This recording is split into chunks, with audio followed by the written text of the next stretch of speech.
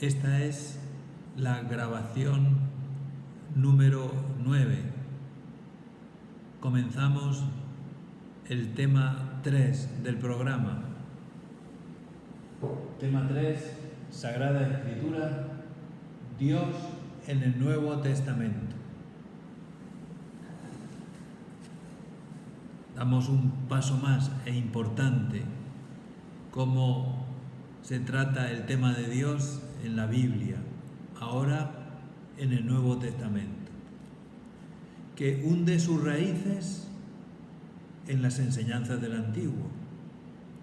El Dios de Jesucristo, el Dios que se revela en el Nuevo Testamento, es el mismo y el único.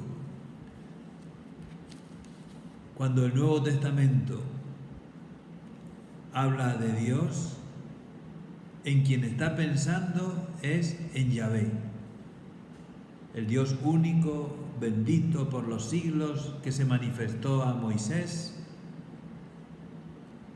y que habló también por medio de los profetas. Por eso las cualidades, los atributos que le describen, sobre todo el de su unicidad, son los mismos atributos que hemos descrito en el tema anterior, en el Antiguo Testamento. Y sin embargo, es aquí, en la cuestión de Dios, donde se dan las diferencias más fundamentales entre Jesús y los judíos de su tiempo. Y de hecho Jesús va a ser condenado por blasfemo, por haberse hecho hijo de Dios. Y es que el concepto de Dios que tiene lugar en el Nuevo Testamento, a pesar de que asume los rasgos esenciales de la enseñanza del Antiguo, implica una novedad radical, que va más allá de un desarrollo o evolución del concepto veterotestamentario de Dios. Se produce un salto muy novedoso, un salto radical. Jesús es el Hijo de Dios. Hay pues, entre el Nuevo y el Antiguo Testamento hay una continuidad, es el mismo y único Dios, pero al mismo tiempo hay un salto radical, hay una discontinuidad que iremos explicando a lo largo de las grabaciones de este tema tercero. Esta situación radicalmente nueva, que tiene lugar con la revelación de la filiación divina de Jesús, a primera vista podría parecer que se opone a la unicidad de Dios. Sin embargo, esa unicidad no implica que el Dios único haya de ser una sola persona. El Dios del que habla Jesús es el Dios de Abraham, de Isaac, de Jacob, varias veces él mismo en su hablar, en su predicación, así lo expresa. Jesús responde a la pregunta del fariseo sobre cuál es el primer mandamiento, remitiendo al Antiguo, remitiendo al Deuteronomio. El primero es: escucha, Israel, el Señor Dios nuestro es el único Señor. La continuidad entre los dos testamentos emerge con especial claridad en la reafirmación del monoteísmo. ¿Dónde se expresa más el monoteísmo? ¿En el Antiguo o en el Nuevo Testamento? En ambos. Es más, en el Nuevo Testamento Jesús reafirma esa unicidad de Dios. No se puede decir que el Nuevo Testamento es como un monoteísmo debilitado, sino es una profundización en la vida íntima del único Dios bendito. Jesús de Nazaret no solo confirma el monoteísmo del Antiguo Testamento, sino que profundiza en él, revelando esa íntima riqueza que hay en el único Dios. Los rasgos, pues, con que Jesús de Nazaret describe a Dios son sustancialmente los mismos que en el Antiguo Testamento. Pero en su predicación esos rasgos encuentran una nueva dimensión, una nueva perspectiva, porque se presentan de una forma insospechada. Esos rasgos encuentran una expresión nueva, maravillosa, al revelarse en el rostro de Jesucristo. Todos los rasgos que ya venían descritos por las actuaciones de Dios a lo largo de la historia, todos esos rasgos de Dios se expresan como nunca en el rostro de Cristo. Pero Jesús va a hablar de Dios como Señor supremo de todo. ¿No han leído que al principio el Creador los hizo varón y mujer?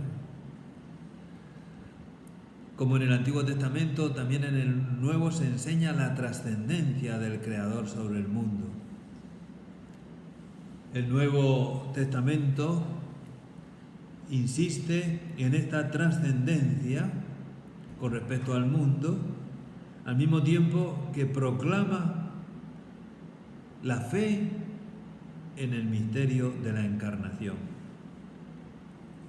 Y lo hace afirmando en una forma muy superior a la del Antiguo Testamento que junto a esa trascendencia hay una cercanía de Dios al hombre impensable.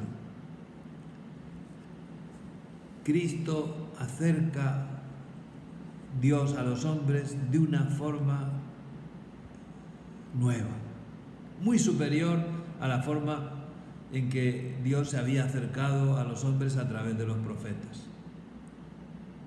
Cristo es el Verbo de Dios, es la palabra de Dios, es Dios encarnado, Dios que se acerca al hombre de una manera, vuelvo a repetir, impresionante.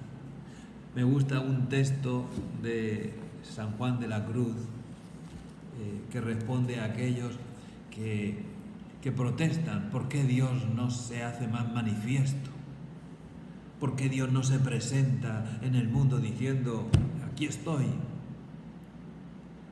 Pues hay que responderle que así se ha presentado Dios al mundo, que se ha dado de una manera como nadie se puede dar.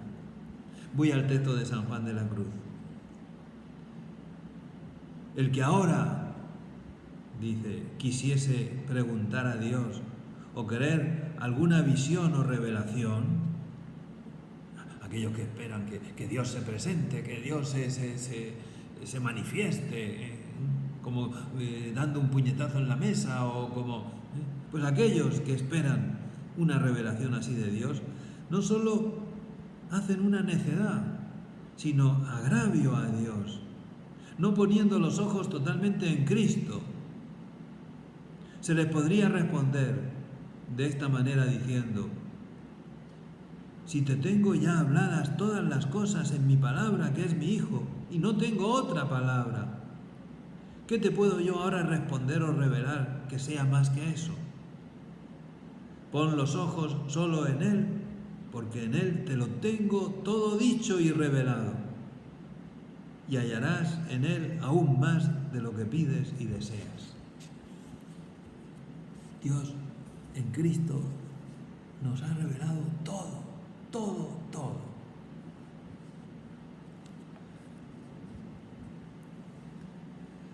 Las palabras de Jesús sobre Dios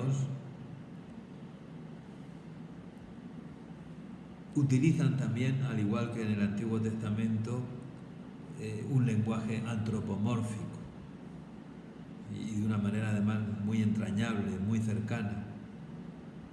Basta recordar las parábolas, cómo describe Dios, por ejemplo, Padre misericordioso en la parábola del Hijo Pródigo.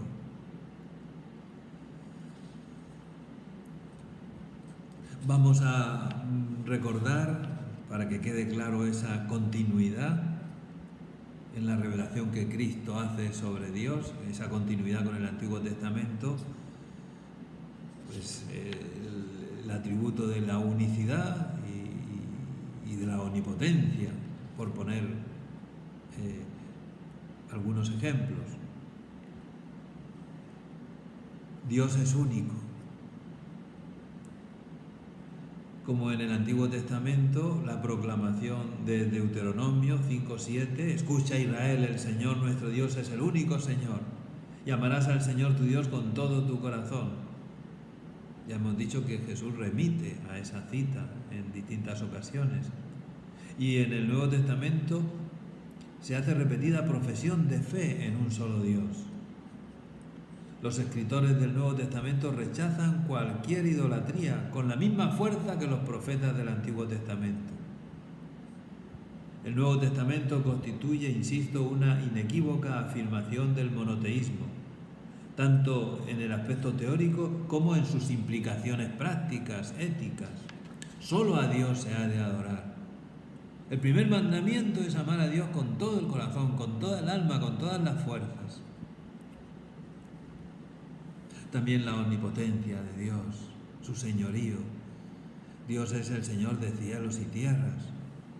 El Nuevo Testamento, al igual que el Antiguo, no considera la omnipotencia de Dios en abstracto, sino sobre todo en relación con el cumplimiento de sus promesas y con la intervención en la historia. Todo es posible para Dios, se afirma en Mateo 14:36.